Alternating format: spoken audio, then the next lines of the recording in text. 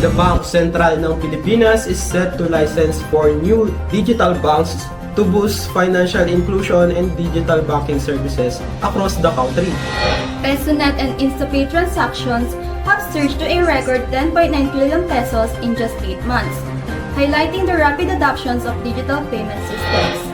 In the Bangsamoro region, the local government plans to acquire 80% of the Al-Amanah Islamic Bank from the Development Bank of the Philippines, marking a significant move towards financial autonomy. BDO Network Bank continues its expansion, announcing a new branch opening in Batanes set for 2025, making the northernmost banking location in the country. Meanwhile, the Bangko Sentral ng Pilipinas has introduced new guidelines aimed at enhancing the efficiency and security of digital payment settlements.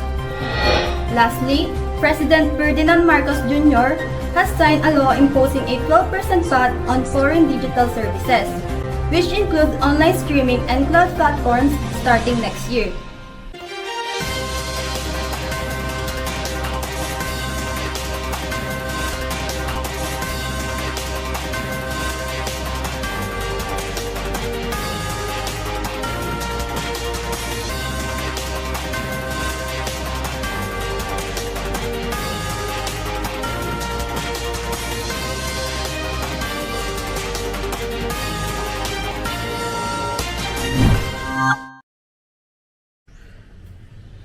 Good evening, Luzon, Visayas, Mindanao. You're watching Flash Finance, your trusted source for the latest financial news. I am Evanjo Nuki, bringing you tonight's top financial headlines. And I am Patricia A. Ranyabut.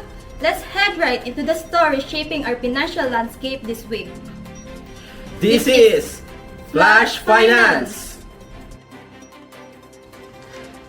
The Bangko Sentral ng Pilipinas will issue licenses for 4 new digital banks starting January 1, 2025, lifting 3-year moratorium on such licenses.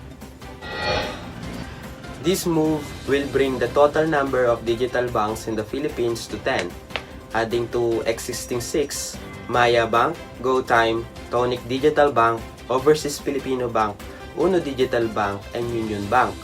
BSP Governor Remolona emphasizes that new applicants must offer innovative products and unique value propositions. The licensing process will be rigorous, assessing applicants' business models, resources, and governance. Digital banks, which leverage mobile technology and AI, aim to enhance financial inclusion by serving the unbanked populations. The digital banking sector in the Philippines has experienced significant growth, with PesoNet and InstaPay recording a total of 10.9 trillion pesos in transactions from January to August 2024, a 34% increase from the previous year. The Bangko Sentral ng Pilipinas or BSP also noted a 64.5% rise in transaction volume, with nearly 917 million transactions. PesoNet is designed for high-value transfer, serving as a digital alternative to checks, while InstaPay caters to real-time low-value transactions, primarily for remittances and e-commerce. This surge in digital payments reflects the growing preferences for online transactions, which now account for 53% of total retail transactions, up from 42% in 2022. The BSP aims to boost this share to 60 to 70% within 4 years as part of the government's Philippine Development Plan.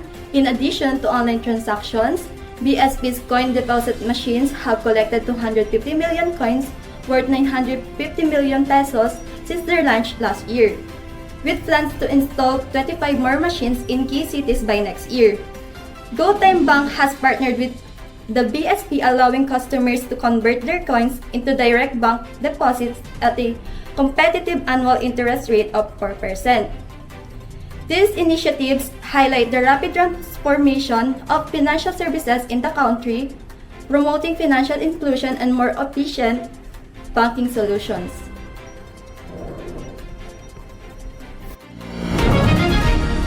From the growing use of digital payment platforms, we now shift our focus to a key acquisition that could boost financial inclusion in the Bangsamoro region.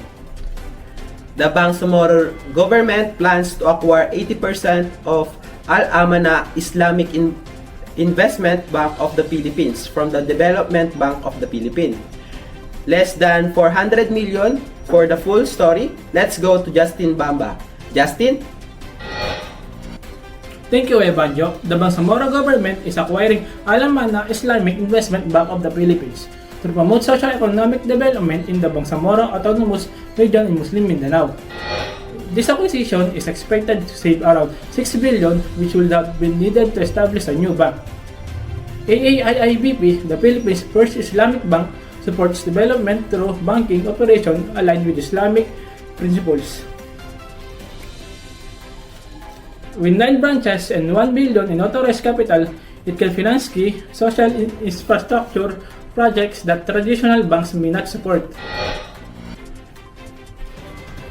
The share transfer have been approved by the Intergovernmental Fiscal Policy Board and further approvals are being sought from various authorities. I am Justin Baba reporting. Back to you, Evanjo. Thank you, Justin. Speaking of expansion, the next story takes up north as one of the country's largest rural banks set its sight on opening a new branch in Batanes. Stay tuned for more news and updates right here on Flash Finance. We'll be right back after this short break. I was only 12 years old when I opened my first BPI account. BPI knew I had big dreams.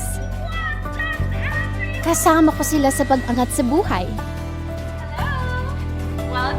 Pag kailangan ko ng kausap, andyan ang BPI to help me. Mula noon hanggang ngayon, malaki ang tiwala ko sa BPI. The best sila for me. With just a few taps, it's so easy to do more, so I have more time for what matters. And be more for the people I love. Laking BPI ako. Because with them, I can dream big and do more in life. Do more with BPI. In a move to enhance banking access in the Philippines, BDO Network Bank, the country's largest rural bank, is set to open a branch in Batanes by the first half of 2025. For the full story, let's go to Paul Bustos. Paul? Thank you, Patricia. BDO Network Bank President Jesus Antonio Ichon confirmed that the new branch will be located in Basco, addressing the community banking needs as currently the municipality is served only by the Land Bank of the Philippines. Ichon emphasized by the next year, BDO aims to establish a presence from Basco to Tawi-Tawi. Since its acquisition by BDO Unibank in 2015, the bank has shifted its focus to unsecured loans, making it easier for customers to access credit without requiring collateral. BDO Network Bank currently offers loan ranging from 30,000 to 1 million at an interest rate of 3.5% per month, significantly lower than the benchmark rates of larger banks. This expansion aims to serve underserved communities, particularly retail customers and micro, small, and medium-sized enterprises. With the network of 431 branches across Luzon, Visayas, and Mindanao, BDO Network Bank continues to prioritize accessibility for local communities. I am Paul Bustos reporting. As rural banking reaches new areas, the Bangko Sentral ng Pilipinas is making moves to further enhance the security and efficiency of digital payment settlements. The Bangko Sentral ng Pilipinas or BSP has announced important updates to the guidelines for settling digital payments designed to boost efficiency and integrity in the country payment system. For the full story, let's go to Antoinette Carillo. Antoinette? Thank you, Evanjo. In a circular signed by BSP Governor Eli Romolona Jr. on June 27, the Monetary Board has approved changes to the National Retail Payment System or NRPS, which include popular services like PesoNet and InstaPay.